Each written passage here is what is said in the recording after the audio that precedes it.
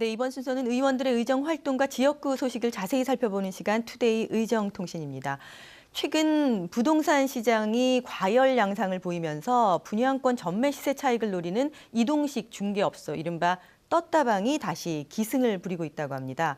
당국이 합동 점검반을 구성해 대대적인 단속에 나섰음에도 불구하고 부동산 시장의 불법 행위는 근절될 기미를 보이지 않고 있다고 하는데요.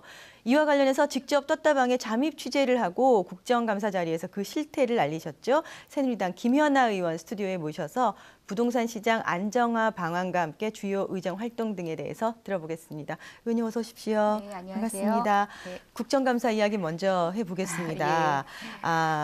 이번 국토교통위 국감에서 네. 이동식 중개업소인 이른바 떴다방 문제에 대해서 집중 제기하셨다고 들었습니다. 네, 제가 그렇습니다. 앞서 말씀드린 것처럼 잠입 취재를 하셨다고요. 네. 실태는 어떻고 또 어떤 문제점이 있습니까?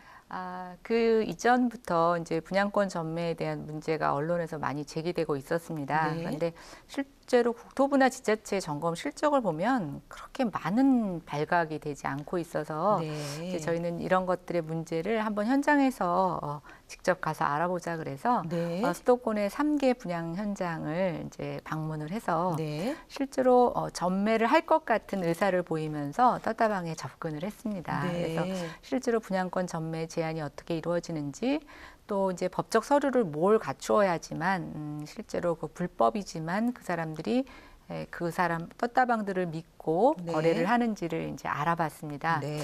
저희가 실제로 현장에 가서 보니까 이제 실제로 그거를 중개하는 거를 이제 녹취를 떼어와서 제가 이제 국정감사 현장에서 그걸 틀었었는데요.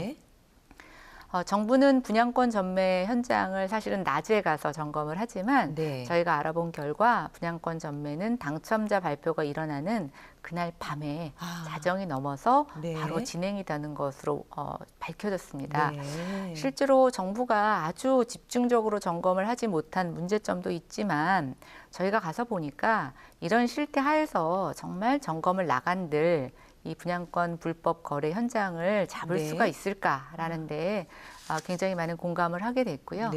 그래서 결국은 전매 제한에 대해서 좀 지금과는 다른 단속 방법이 필요하다는 생각을 했고요. 또 나아가서 저희가 단속보다는 분양시장의 참여자를 줄이는 정책이 좀 필요하다는 생각이 들었습니다. 근데 한때 좀 자취를 감추는 것 같았거든요. 그랬는데 이 떴다방이 다시 활개를 치는 것에 대해서 단속 의지가 좀 약한 게 아닌가 이런 지적이 나오고 있는 것도 사실입니다. 지금 말씀해 주신 여러 가지 문제점이 있지만 이 떴다방이 다시 극성을 부리는 이유는 어디에 있다고 보십니까? 일단은 분양권 전매 제한이 많이 완화되면서 과거에는 전매를 할 수 없는 그 기간이 뭐 거의 한 3년 정도 되기도 하고 있었습니다. 그런데 지금은 이제 수도권과 지방에서 한 6개월과 1년 정도만 분양을 받은 이후에 지나면 거래를 할 수가 있는데요. 실제로 보니까 전매 제한이 불가능한 시점에도 공증이라든가 다른 민법상의 서류를 보완을 해서 전매를 하고 있었고요. 그 전매를 알선하는 떴다방들이 거기에 당첨자들 주변에서 또 그런 분양권을 찾는 수요자들 근처에서 굉장히 많이 모여 있었다라는 거죠. 그래서 아까도 제가 말씀드린 것처럼 정부의 의지가 없었던 뭐 좀 부족했던 것도 지적할 수 있겠지만 최근에 보시면 저금리가 지속이 되면서 사실은 마땅한 투자처가 없습니다. 근데 청약통장 가입도 쉬워지고 계약금 한 500만 원에서 1000만 원만 불입을 하게 되면 사실은 수천만 원의 피가 또는 그 이상의 피가 붙는다는 그런 좀 달콤한 유혹에 많은 사람들이 거기에 찾게 됐고요. 결국 그런 것들이 계속 분양권 전매를 더욱더 가속화시키고 참여자들을 늘리는 그래서 지금의 어떤 이런 문제점까지 야기시키는 어떤 촉매제가 됐던 것 같습니다. 구조적인 문제도 있고 거기에 불법과 편법까지 함께 기승을 부리고 있는 거군요. 네, 그렇습니다. 그 무엇보다 불법 전매가 되면 그 피해가 고스란히 실수요자에게 오는 것 아니겠습니까? 특단의 조치가 필요해 보이는데 의원님께서 이번 국감에서 제안하신 내용은 어떤 겁니까? 저는 일단 분양시장에 참여하는 수요자들의 수를 좀 줄일 필요가 있다고 생각이 돼서요. 일단 1순위 청약 자격에 대해서 조금 더 강화를 하자는 안을 드렸고요. 또 한 번 당첨이 되고 나서 사실은 청약통장에 다시 가입해서 분양시장에 참여를 하는 가입하려면? 사람들이 네. 굉장히 많습니다. 네. 그래서 재당첨 금지 조항도 다시 부활을 해서 주로 뭐 실수요자들은 한 번만 당첨되면 되지 또 들어올 요인은 많이 없거든요. 네, 그래서 네. 이제 재당첨 금지 조항을 다시 부활하자고 제안을 했고요. 전매 제한을 강화하는 것이 현실적으로 효과는 없지만 그래도 네. 심리적인 부담감을 줄 수 있을 것으로 예상이 돼서 지금보다는 전매 제한 기간을 조금 더 강화하는 안을 드렸습니다. 네. 그럼에도 불구하고 이것이 저는 완전한 처방이 될 수는 없다고 생각이 돼서 분양권 거래 자체를 거래소를 통해서만 할 수 있도록 하는 네네. 방안. 그래서 네. 오히려 전매를 못하게 하는 게 아니라 정말 필요한 사람들이 전매를 하고 전매가 투명화해서 올바른 세금을 내고 네. 그 거래 가격이 신고될 수 있도록 하는 저는 거래소에 대한 설립을 네네. 좀 중장기적인 제안으로도 올렸습니다. 네. 주제 조금 바꿔보겠습니다. 바로 오늘 오후에 국회에서 세미나 개최하셨더라고요. 네, 그렇습니다. 네. 주택관리 근로자의 안전의식과 근로환경 이대로 괜찮은가 하는 네. 제목이었는데요. 그야말로 근무 환경 실태 어떻고 또 네. 이번 세미나를 개최하게 되신 배경은 어떤지 말씀 부탁드리겠습니다. 예, 먼저 저희가 지금 이제 아파트가 한 900만 호 정도 가까이 됩니다. 네. 그래서 아파트라고 하면 이제 아파트 경비원이 있는 경우가 대부분이라고 할 수가 있는데요. 네.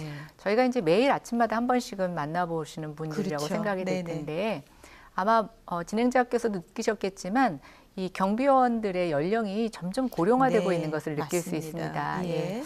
그런데 이제 이 경비원들의 연령은 고령화되고 있는데 요즘 아파트에 보면 분리수거라든가 또 뭐 여러 가지 택배를 받아놓는 업무 네. 등 뭐 이런 식으로 해서 굉장히 관리의 업무가 추가되고 있습니다. 네. 예.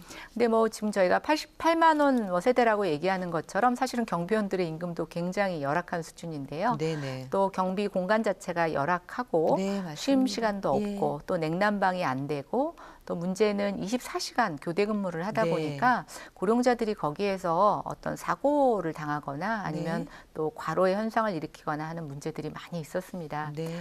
오늘 제가 세미나를 통해서는 참 대안을 찾기는 쉽지가 않았는데 그래도 은퇴자들이 가장 장벽 없이 또 재취업할 수 있는 시장이 네. 이 건물 관리업 시장이다 보니까 좀 더 근본적으로 이것에 대한 근로 여건을 조금 개선하는 일이 필요하다라는 데 공감을 했습니다. 네. 이 연구자들뿐만 아니라 관련 업계 종사자들이 함께 세미나에 참여한 걸로 알고 있는데요. 네. 특별히 주목해야 할 내용 어떤 이야기가 나왔습니까? 일단 많은 분들이 정부의 지원을 요청하시는 목소리가 많았습니다. 네. 예, 그래서 뭐 저도 일정 부분은 이 열악한 근로 환경을 개선하는 게 필요하다는 생각이 들었는데요. 요즘 이제 4차 산업혁명이 일어나고 건물 관리에 있어서도 단순 반복되는 것들은 많은 기계화가 이루어지고 있습니다. 또 하나 은퇴자들이 늘어나고 고령자들이 네. 늘어나면서 이 경비 업무를 하려고 하시는 분들이 늘어난다라고 하면 사실은 시장 경제 원리를 보면 수요보다 공급이 늘어날 가능성이 있고 네. 이것의 임금을 개선한다는 것 자체가 사실은 굉장히 좀 한계에 부딪힐 수 있다는 생각이 들었습니다. 네. 그래서 결국은 이걸 조금 뭐 협동조합 형태든 아니면 기업의 형태든 이분들이 어떤 기업에 취직을 해서 거기에서 일정 부분의 업무를 훈련을 받고 또 좀 조직화된 서비스를 제공하는 일종의 서비스업으로 좀 자리매김하는 게 더 근본적인 대안이 아닐까라는 네. 고민을 해서 오늘 세미나는 일단 실태조사를 근거로 하는 첫 번째 세미나였고요. 좀 중장기적으로 다양한 목소리를 들어서 이 부분에 대한 제도 개선을 착수해야 되겠다는 네. 좀 그런 생각이 들었습니다. 네, 좋은 결과 기대하겠습니다. 네. 의원님 이제 마지막 질문인데요. 네. 의원님 블로그 이름이 제목이 우주소녀라고 네, 들었습니다. 맞습니다. 네. 우리의 주거의 주거문- 소통을 여기서 하자 네, 이런 맞습니다. 내용이라고 하던데 그 제목만 들어도 앞으로 어떻게 의정 활동 하실 계획이신지 알 수 있을 것 같습니다. 네. 목표 마지막으로 좀 듣겠습니다. 일단 전반기에 제가 국토교통 상임위를 지금 맡고 있고요. 또 제가 주로 연구했던 분야가 주택 문제이다 보니까 네. 저는 이제 주거 문제와 관련된 다양한 활동을 하려고 합니다. 제가 지금 첫 번째 발의한 법 중에 주택 임대차 보호법이 있습니다. 아마 지금 집을 사는 임대차 계약도 좀 저희가 빈번하게 해보지는 않지만 사실은 집을 빌리는 임대차 계약에 있어서도 계약 내용을 잘 모르거나 네. 또는 집주인의 임의적인 특약 내용을 받아서 살다가 그 불편함을 느끼는 것, 또 나중에 집을 이사할 때 보증금을 제대로 돌려받지 못하는 그런 아주 세세하지만 또 우리가 잘 모르는 그런 일들로 인해서 우리가 집을 빌려 쓰는데 굉장히 어려움이 있습니다. 네.